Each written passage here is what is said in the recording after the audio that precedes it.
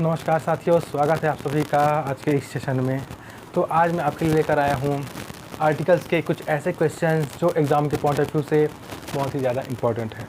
मैं आपको आज इनको सॉल्व करके बताऊँगा दोस्तों कि इन जो ब्लैंक स्पेसेस हैं, ठीक है, वहाँ पर कौन से आर्टिकल्स आएंगे। साथ ही साथ मैं इनके आपको कॉन्सेप्ट भी बताऊँगा।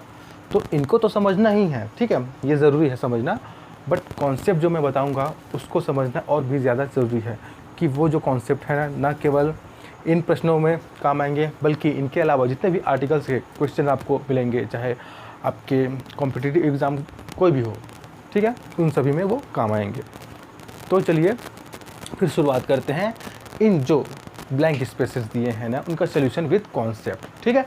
तो शुरुआत करते हैं हमारे पहले क्वेश्चन से। अब देखिए इसमें कहा गया है Shyam place blank space piano, ठीक है, श्याम प्लेस डैश पियानो। अब यहाँ पर ब्लैंक स्पेस पर क्या आना चाहिए?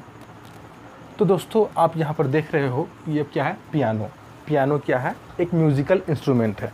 तो आप हमेशा याद रखना कि जितने भी म्यूज़िकल इंस्ट्रूमेंट है ना उनके पहले आर्टिकल द लगता है, ठीक है। उसके पहले कभी भी आर्टिकल ए या एन नहीं लगेगा, उसके पहले हमेशा आर्टिकल द लगेगा। इसलिए यहाँ पर क्या आ जाएगा, आर्टिकल द आ जाएगा, ठीक है।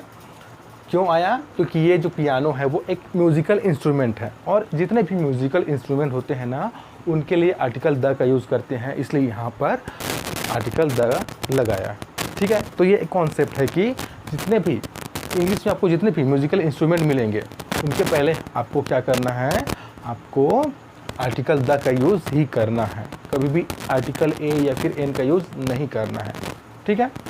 तो चलिए बढ़ते हैं आगे। अब देखिए हमारा दूसरा क्वेश्चन इसमें दिया है blank space iron is blank space hard metal, ठीक है। तो हम पहले इस पर गौर करते हैं। तो देखिए यहाँ पर क्या है, आयरन। आयरन क्या है? आयरन एक मटेरियल नाउन है। तो आपको हमेशा याद रखना है कि जो मटेरियल नाउन है ना वो एक अनकाउंटेबल नाउन होता है और उसके पहले कभी भी आर्टिकल नहीं यूज़ किया जाता है, ठीक है। मैंने क्या कहा, मटेरियल नाउन जो होता है ना उसके पहले हम आर्टिकल का यूज़ नहीं करते हैं, इसलिए ये क्या हो जाएगा, यहाँ पर कोई भी आर्टिकल नहीं आएगा। जो आयरन है वो मटेरियल नाउन है और मटेरियल नाउन के पहले हम आर्टिकल का यूज़ नहीं करते। ये बहुत ही इंपॉर्टेंट कॉन्सेप्ट है दोस्तों, यहाँ से सुनिए कि जो मटेरियल नाउन होता है ना उसके पहले हैं हम कभी भी आर्टिकल का यूज़ नहीं करते हैं, इसलिए यहाँ पर कोई भी आर्टिकल नहीं आएगा, ठीक है। तो ये हो गया। अब आगे देखते हैं, iron is blank space hard metal. अच्छा यहाँ पर क्या बोला जा रहा है, आयरन क्या है, हार्ड मेटल है। तो यहाँ पर देखिए हमारे पास तीन आर्टिकल हैं, पहला है ए, दूसरा है एन और तीसरा है द, ठीक है। तो इन तीनों में से कोई एक आर्टिकल यहाँ पर आना चाहिए, ठीक है। तो सबसे पहले हम देखते हैं कि यहाँ पर क्या बोला जा रहा है, iron is test hard metal. क्या यहाँ पर एन आ सकता है? चलिए एक पल के लिए हम गौर करते हैं, क्या यहाँ पर एन आ सकता है? तो एन नहीं आएगा। क्यों? क्योंकि एन तभी आता है अगर जो नाउन है उसका प्रोनाउंसिएशन वॉवेल साउंड के साथ होता है, ठीक है। उसका प्रोनाउंसिएशन क्या होता है, वॉवेल साउंड के साथ होता है। तो देखिए यहाँ पर हार्ड है, हार्ड दिया है, तो हार्ड क्या वॉवेल के साथ, जो वॉवेल साउंड के साथ शुरुआत हो रहा है, क्या नहीं हो रहा है, वो तो कॉन्सोनेंट साउंड। एज, हार्ड मतलब एज, एज क्या है, वो एक कॉन्सोनेंट है, तो ये कॉन्सोनेंट साउंड के साथ स्टार्ट हो रहा है, तो यहाँ पर आर्टिकल एन नहीं लगेगा, तो ये तो कैंसिल कर दिए, ठीक है। बचा क्या, ए और द।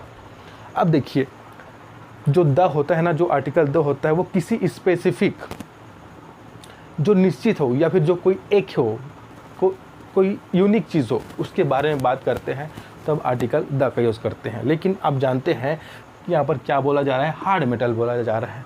तो क्या दुनिया में जो आयरन ही है एकमात्र जो हार्ड मेटल है, ऐसा है क्या? तो ऐसा नहीं है। जो आयरन है उसके अलावा और भी तो हार्ड मेटल्स हैं ना, तो वो हार्ड मेटल में से एक हार्ड मेटल आयरन भी है, तो वो एकमात्र नहीं है, तो यहाँ पर द भी नहीं लगेगा। तो बचा क्या, ए। तो यहाँ पर क्या आ जाएगा, article a. Iron is a hard metal, मतलब जो आयरन है वो एक हार्ड मेटल है। वो बहुत सारे हार्ड मेटल में से एक हार्ड मेटल कौन सा है, तो आयरन भी है। अगर जो आयरन है एकमात्र हार्ड मेटल रहता ना तो हम आर्टिकल द का यूज़ करते, वहाँ पर ए नहीं होते, क्योंकि वो एकमात्र हो जाता। वो स्पेसिफिक हो जाता है, वो निश्चित हो जाता है, क्योंकि वही एक होता है। लेकिन चूँकि और भी बहुत सारे हार्ड मेटल हैं आयरन के अलावा, इसलिए वो क्योंकि बहुत सारे में से एक है, इसलिए यहाँ पर आर्टिकल ए आ जाएगा। ठीक है, आते हैं अगले, who invented blank space microscope. अब देखिए माइक्रोस्कोप क्या है, ये एक इन्वेंशन है दोस्तों, ये क्या है, ये एक आविष्कार है। तो जितने भी आप आविष्कार पढ़ोगे, जितने भी इन्वेंशन पढ़ोगे ना, उसके पहले हम आर्टिकल द का यूज़ करते हैं। जैसे यहाँ पर म्यूजिकल इंस्ट्रूमेंट के पहले हमने आर्टिकल द का यूज़ किया था ना, ठीक उसी प्रकार जितने भी इन्वेंशंस हैं उनके पहले हम ना आर्टिकल द का यूज़ करते हैं। तो यहाँ पर क्या आ जाएगा, द आ जाएगा यहाँ पर। ठीक है, तो एक कॉन्सेप्ट मैंने क्या बताया था कि जितने भी म्यूजिकल इंस्ट्रूमेंट होते हैं उसके पहले आर्टिकल द आता है। ठीक है, उसी प्रकार जितने भी आपके इन्वेंशन हैं, आविष्कार हैं ना, उनके पहले भी हम आर्टिकल द का यूज़ करते हैं। ठीक है, ये निश्चित है। तो हो गया 3। अब आते हैं चौथे पे। तो देखिए blank space, Delhi is blank space beautiful city. ठीक है, अब पहले यहाँ देखते हैं, तो यहाँ पर क्या आना चाहिए, तो क्या देखिए दिल्ली, दिल्ली क्या है, एक प्रॉपर नाउन है। दिल्ली क्या है, एक प्रॉपर नाउन है। और आप हमेशा याद रखना कि हम प्रॉपर नाउन के पहले कोई आर्टिकल का यूज़ नहीं करते हैं।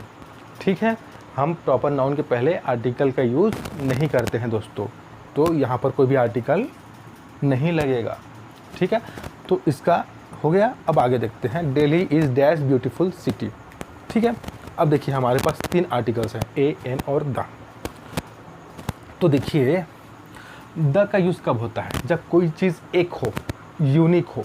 तो क्या दिल्ली एकमात्र, देखिए ब्यूटीफुल सिटी मतलब दिल्ली के बारे में बोला जा रहा है कि वह ब्यूटीफुल सिटी है। ठीक है, तो क्या दिल्ली एकमात्र ब्यूटीफुल सिटी है, इसके अलावा और कोई दूसरी सिटी जो है वो ब्यूटीफुल नहीं है क्या? तो ऐसा नहीं है दोस्तों।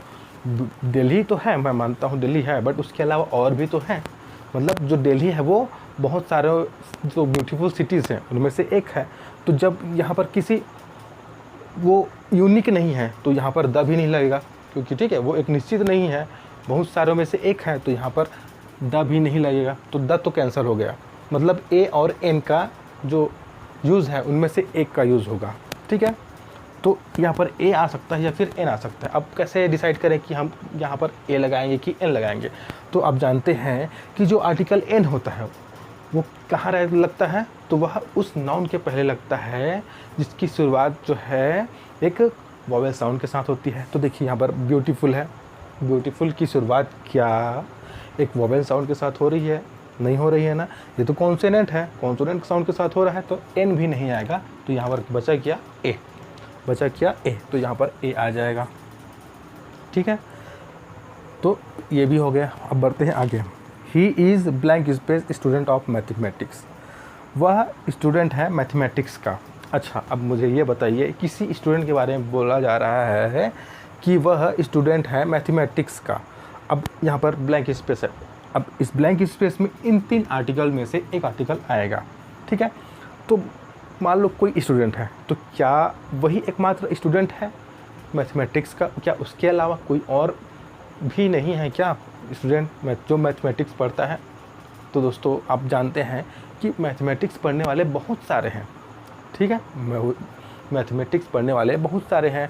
तो अगर केवल एक ही स्टूडेंट रहता जो मैथमेटिक्स पढ़ता तो यहाँ पर हम आर्टिकल द का यूज़ कर सकते थे। ठीक है, लेकिन चूँकि बहुत सारे हैं तो हम यहाँ पर आर्टिकल द का यूज़ नहीं करेंगे। ठीक है, तो यहाँ पर द नहीं आएगा, तो द कैंसिल कर दीजिए। यहाँ पर बचा क्या, ए और एन, मतलब ए और एन में से कोई एक आएगा। अब ये देखिए हम डिसाइड कैसे करते हैं ए और एन का। तो यहाँ देखिए जो स्टूडेंट है इसकी शुरुआत क्या वॉवेल साउंड के साथ हो रही है? नहीं दोस्तों, तो देखिए यहाँ इसकी शुरुआत जो है वो कॉन्सोनेंट साउंड के साथ हो रही है ना। ठीक है, कॉन्सोनेंट साउंड के साथ हो रही है। देखिए एस, तो एन भी नहीं आएगा। क्यों? क्योंकि वो हमेशा एक ऐसे नाउन के पहले यूज़ होता है जिसकी शुरुआत वॉवेल साउंड के साथ होती है। तो द गया, एन गया, तो बचा क्या, ए। तो यहाँ पर क्या आ जाएगा, ए आ जाएगा। ठीक है, he is a student of mathematics. ठीक है, अब बढ़ते आगे। देखिए छठवां है आपका blank space sun rises in blank space east. ठीक है, पहले इसको देखते हैं। तो ये देखिए सन है यहाँ पर, तो सन क्या है, एक ये खगोलीय पिंड है। ये क्या है, सेलेस्टियल बॉडीज़ कहते हैं इसको इंग्लिश में। तो जितने भी सेलेस्टियल बॉडीज़ होते हैं ना, उनके पहले हम आर्टिकल द का यूज़ करते हैं। तो जो जैसे सन हो गया, मून हो गया, अर्थ हो गया, ठीक है, इनके पहले हम आर्टिकल द का यूज़ करते हैं। अगर यहाँ पर मून होता ना तो भी हम आर्टिकल द का यूज़ करते, ठीक है, क्या करते, आर्टिकल द का यूज़ करते। अगर अर्थ होता तो भी हम आर्टिकल द का यूज़ करते, क्योंकि यहाँ पर सन है इसलिए सन के लिए भी आर्टिकल द का यूज़ होगा। तो यहाँ पर क्या लग जाएगा जी, यहाँ पर आर्टिकल द लग जाएगा। The sun rises in blank space east. अच्छा देखिए, एक चीज़ और हमेशा याद रखना आपको, जैसे ईस्ट होता है, वेस्ट होता है, नॉर्थ होता है, साउथ होता है, ये चारों क्या हैं, डायरेक्शंस हैं, ठीक है, चारों क्या हैं, डायरेक्शंस हैं। तो हमेशा इनके पहले आर्टिकल द का यूज़ होता है, चाहे ईस्ट हो, चाहे वेस्ट हो, चाहे नॉर्थ हो या फिर चाहे साउथ हो, इन चारों के लिए हम आर्टिकल द का यूज़ करते हैं। ये फिक्स है, ठीक है, ये फिक्स है। तो यहाँ पर क्या हो जाएगा, आर्टिकल द का यूज़ आ जाएगा। तो अगर हमें कॉन्सेप्ट मालूम है ना तो हमें ज़्यादा सोचने की ज़रूरत नहीं पड़ती है, ठीक है। कुछ ऐसे नाउन्स होते हैं जिनके पहले कुछ फिक्स आर्टिकल होते हैं, उनका यूज़ होता है, ठीक है। तो इस प्रकार से देखिए, जैसे सन के पहले हमेशा आर्टिकल द लगता है, वैसे ही जो डायरेक्शंस होते हैं ना, ईस्ट वेस्ट नॉर्थ साउथ, उनके पहले भी आर्टिकल द का यूज़ होता है, इसलिए यहाँ पर आर्टिकल द आ जाएगा, ठीक है। आई होप आपको ये समझ में आया होगा। अब आते हैं 7th पे। तो it is dash very useful book, ठीक है, it is dash very useful book. अब मुझे आप ये बताइए, क्या यहाँ पर किसी निश्चित बुक के बारे में बात किया जा रहा है, ठीक है, उस बुक के बारे में कोई इन्फॉर्मेशन दिया गया है क्या, उस बुक का नाम दिया गया है क्या, क्या उस बुक के राइटर का, ऑथर का नाम दिया गया है क्या, नहीं दिया गया है। मतलब किसी निश्चित बुक के बारे में बात नहीं किया जा रहा है, ठीक है। मतलब यहाँ पर आर्टिकल द नहीं लगेगा, क्यों, क्योंकि यहाँ पर किसी निश्चित बुक के बारे में बात नहीं किया जा रहा है, किसी यूनिक बुक के बारे में बात नहीं किया जा रहा है। अगर किसी निश्चित बुक या फिर किसी यूनिक बुक के बारे में बोला जाता, वहाँ पर आर्टिकल द लगता है। तो यहाँ पर द तो कैंसिल हो गया, अब बचा ए और एन। अब देखिए यहाँ पर ए आएगा कि एन आएगा। तो देखिए वेरी, क्या वेरी की शुरुआत एक वॉवेल साउंड के साथ होती है, नहीं होती है, कॉन्सोनेंट साउंड के साथ होती है। देखिए वी, तो यहाँ पर एन भी नहीं आएगा, तो द नहीं आएगा, एन नहीं आएगा, तो बचा क्या, ए। तो यहाँ पर आ जाएगा दोस्तों ए, ठीक है। तो it is a very useful book, ठीक है। तो आई होप जो कॉन्सेप्ट मैंने इन 7 क्वेश्चंस में किए हैं फॉलो, उसको समझ आपको आया होगा, ठीक है। तो ये जो कॉन्सेप्ट है ना, आपको अच्छे से समझने होंगे, ताकि कोई भी क्वेश्चन पूछा जाए आर्टिकल के रिगार्डिंग आपको वो आसानी से बने।